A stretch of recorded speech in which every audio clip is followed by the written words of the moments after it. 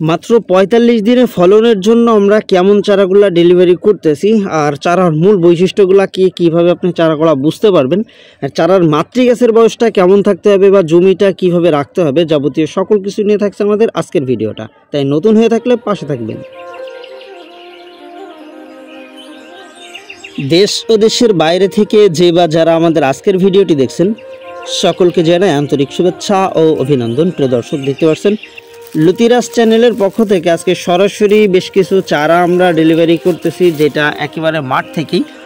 আর এই চারাগুলো আমরা ডেলিভারি করতেছি যেটা ৪৫ দিনে ফলন আসবে সেই চারাটাই। আমাদের কাছে যেই ভাই চারাগুলো অর্ডার করছিল তিনি বলছিল ভাই টাকা কোনো ব্যাপার না, কিন্তু যেন সেরা ফলনটা আসে, অর্থাৎ মাত্র ৪৫ দিনে যেন ফলনটা আসে, আমাকে সেই চারাটাই দিতে হবে। আর আসলে যেহেতু এই চারাগুলো আমার আব্বু কাটতেছে নিজেই, আর আমি পাশ থেকে আপনাদেরকে দেখানোর জন্য চেষ্টা করতেছি। অনেকেই দেখা যাচ্ছে বিভিন্ন সময় বিভিন্ন রকম প্রশ্নের ভিতরে থাকে যে আসলে চারার কোন জিনিসটা দেখে আমি বুঝতে পারবো যে এইটা ৪৫ দিনের ফলন আসবে কিনা, বা আসলেই দ্রুত ফলন আসবে, কেমন চারার কোন জিনিসগুলো দেখলে বুঝতে পারবেন। তো সেটা আপনাদেরকে একটু দেখাই। স্বাভাবিকভাবেই আমি যেই চারাগুলা 3 মাসে ফলন আসে সেটা কিন্তু আমি বলে দিই যে এই চারাগুলাতে 3 মাসে ফলন আসবে, আর যেই চারাগুলাতে ৪৫ দিনে ফলন আসে এটাও কিন্তু একেবারে হাতে ধরে তৈরি করা বা আল্লাহ তাআলার একটা অশেষ রহমত। এই যে দেখতেছেন আমাদের এর প্রত্যেকটা মাতৃগাছের বয়স কিন্তু 10 মাস ওভার, আর যার জন্যই কিন্তু এই গাছের যেই চারাগুলা একেবারে ছোট্ট সাইজের চারাটাও যদি আপনি রোপণ করেন সেটাও কিন্তু মাত্র ৪৫ দিনের ভিতরে আপনাকে ফলন দিবে। আর যেটা একেবারে সরাসরি কাছ থেকে আমি আপনাদেরকে দেখাবো যে প্রত্যেকটা গাছের গোড়াতে লতি বা লতির চোখগুলো আছে, আসলে যেটা দেখে আপনি বুঝতে পারবেন যে আসলে আপনার চারাটা 100% সঠিক আছে কিনা। আর আসলে যেহেতু বর্তমানে প্রতারণার একটা যুগ চলতেছে, অনেকেই কিন্তু বিভিন্ন সময় বিভিন্ন রকম প্রতারণা করে। বিশেষ করে দেখা যাচ্ছে অনেকে আমাদের কাছ থেকে আসে যে এইটা চারাটা রানিং জমির চারা, মানে অর্থাৎ আমাদের যেই চারাটা 3 মাস পরে ফলন আসে সেরকম চারা কিন্তু অনেক সময়তে আমরা জমি থেকে একেবারে কেটে ফেলে দিতে হয়, অনেক সময়তে কিছু কম মূল্যে বিক্রিও করে থাকি। অনেকেই কিন্তু এই জিনিসগুলা কিনে নিয়ে পরবর্তীতে বাজারে আবার 2 টাকা করে বিক্রি করে।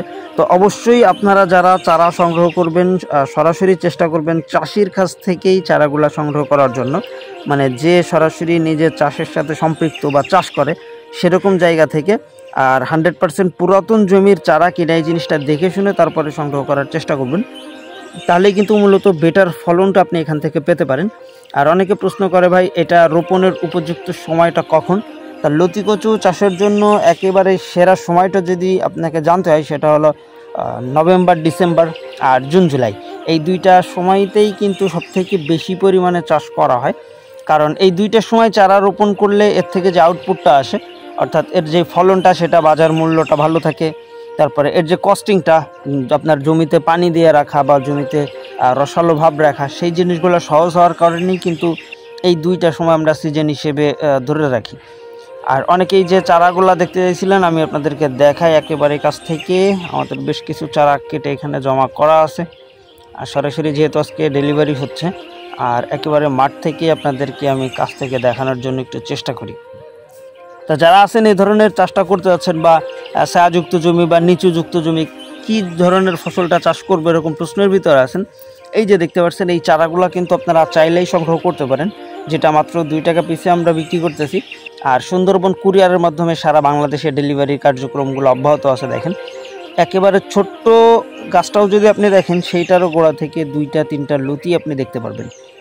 এই যে দেখতেছেন একেবারে ছোট্ট সাইজের যদি চারাটাও আপনি খোঁজ নেন সেইটারও 2-3টা লতি দেখতে পারবেন। আর এটাই হলো 100% পুরাতন জমির যে চারা, সেই চারার একটা অন্যতম সেরা বৈশিষ্ট্য।